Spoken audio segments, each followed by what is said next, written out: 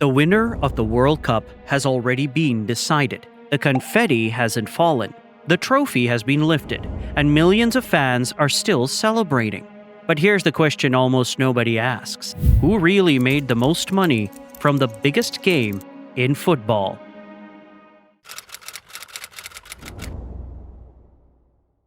Let's start with the scale, because without it, none of the numbers makes sense. The 2022 World Cup final between Argentina and France drew an estimated 1.5 billion viewers. That is nearly 1 in 5 people on Earth watching the same match at the same time. No other sporting event comes close. The Super Bowl, the most watched annual event in America, draws around 120 million viewers. The Olympics spread their audience across weeks and dozens of events. The World Cup final concentrates global attention into a single afternoon. For 2026, with the final kicking off in a U.S. time zone, accessible across the Americas, Europe, and Africa without a 3 a.m. alarm, Bank of America projected the final could draw traffic equivalent to 7% of the world's entire internet capacity. Some estimates put total viewership at over 2 billion. MetLife Stadium, which FIFA renamed New York-New Jersey Stadium for the tournament, holds 82,500 people. It normally hosts NFL games for the New York Giants and Jets. On July 19th, it hosted the most watched single sporting event in the world. A stadium built by 2 NFL teams in a swamp in New Jersey just became the center of planet Earth for 90 minutes. Football is wild. And to understand why that matters financially, you need to know where all the money actually comes from.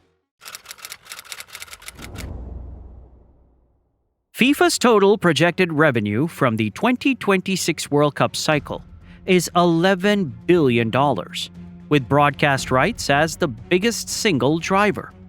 In 2026, FIFA collected approximately $3.8 billion in global broadcast deals, a 30% increase from 2022. In the United States alone, Fox paid approximately $480 million for English-language rights across all 104 games.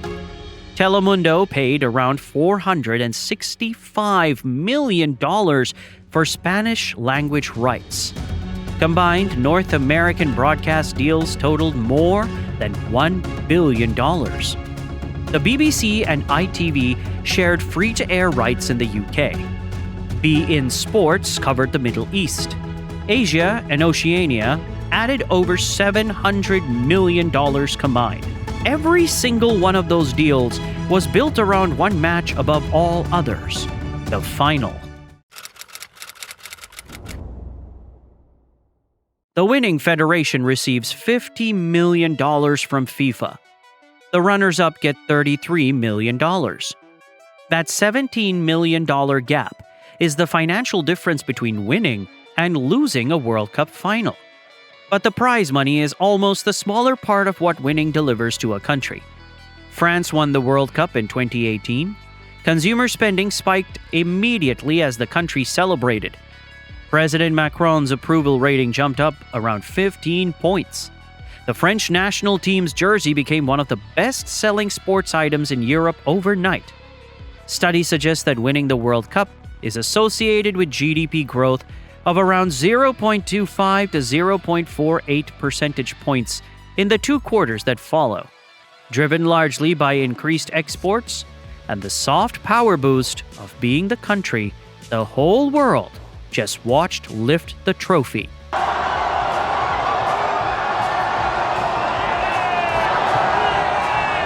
Argentina in 2022 told an even more dramatic story.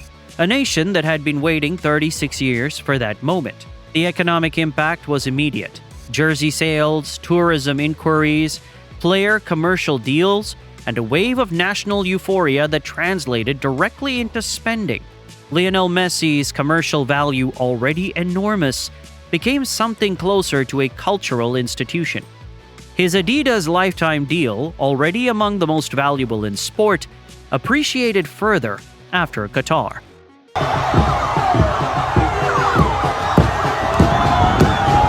And then there is Norway. Norway has never won a World Cup.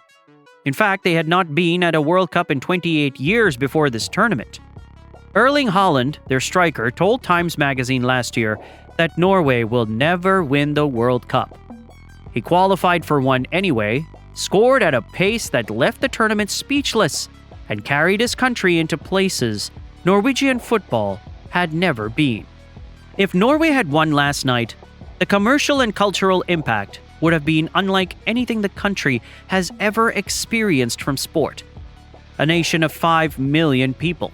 A player who was already earning around $80 million a year across salary and endorsements, already signed with Nike, Dolce & Gabbana, and Tag Heuer, became the man who lifted the World Cup.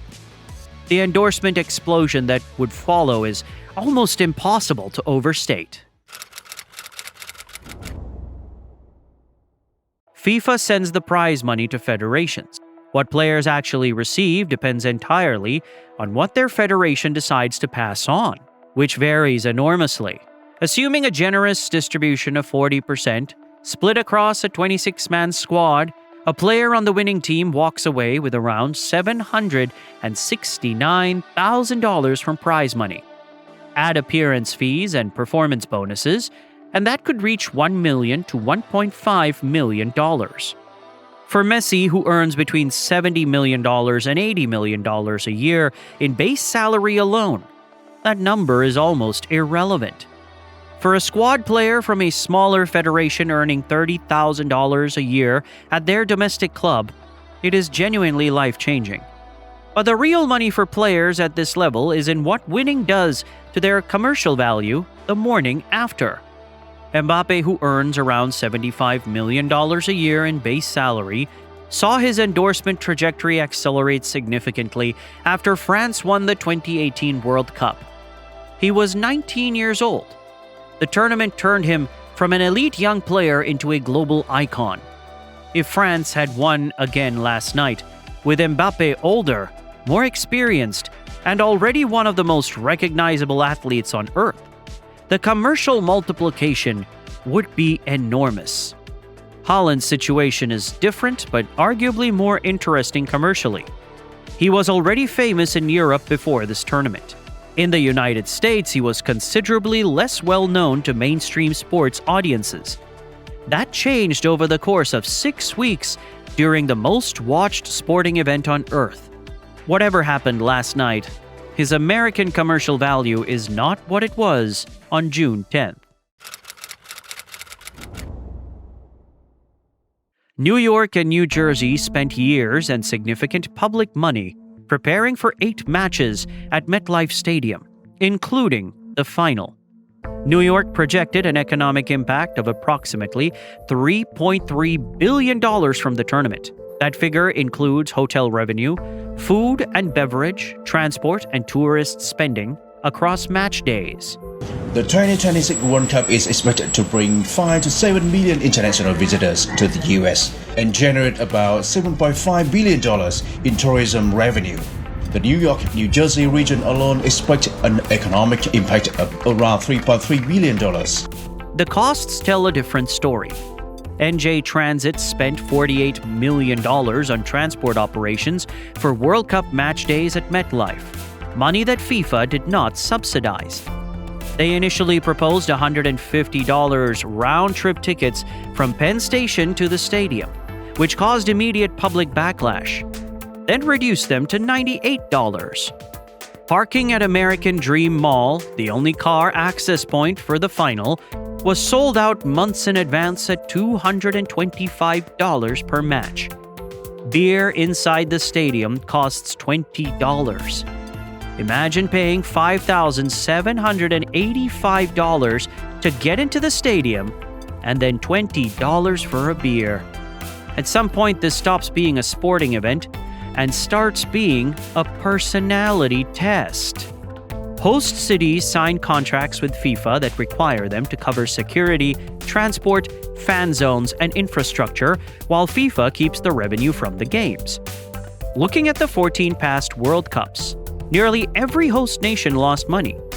The cities invest upfront and hope the economic ripple effect of tourism and global exposure justifies the outlay. Whether New York and New Jersey break even on this is a calculation that will take years to complete. For FIFA's top-tier partners, the 4-year World Cup cycle is essentially one long build-up to a single match day.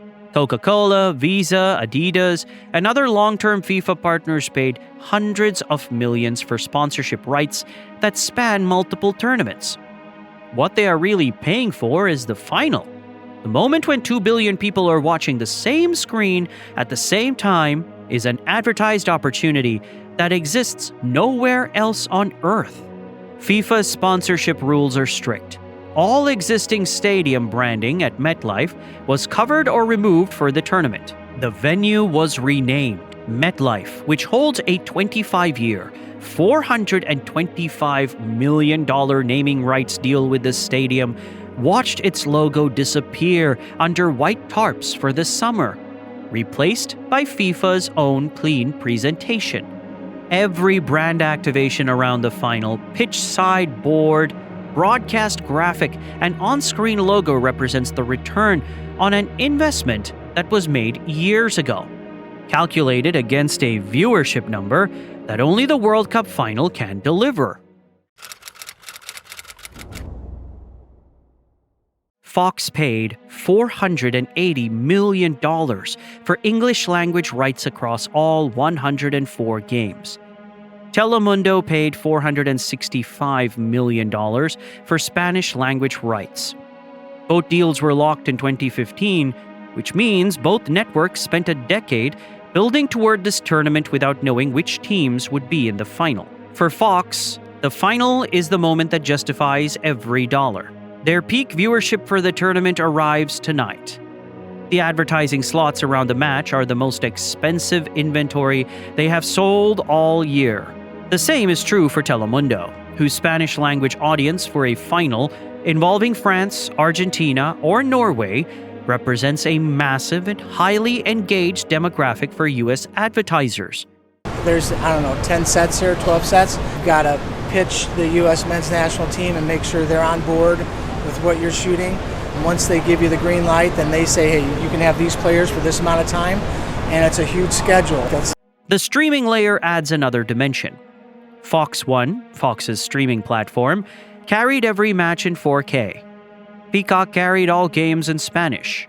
For broadcasters whose entire business model has been disrupted by cord-cutting and streaming competition, the World Cup final is one of the few events that still drives mass simultaneous viewership, the kind of moment that advertisers pay a premium for because there is no way to skip it, pause it, or watch it 3 days later. One team won, one team didn't, and somewhere in between, $11 billion changed hands. The final is worth billions because of what was already decided long before kickoff. The broadcasters, the sponsors, the federations, they all got paid. And the players, they got played literally. So, who do you think truly deserves that trophy? And more importantly, do you think they'll ever fix how the money is shared? Drop your thoughts below, like and subscribe for more breakdowns like this.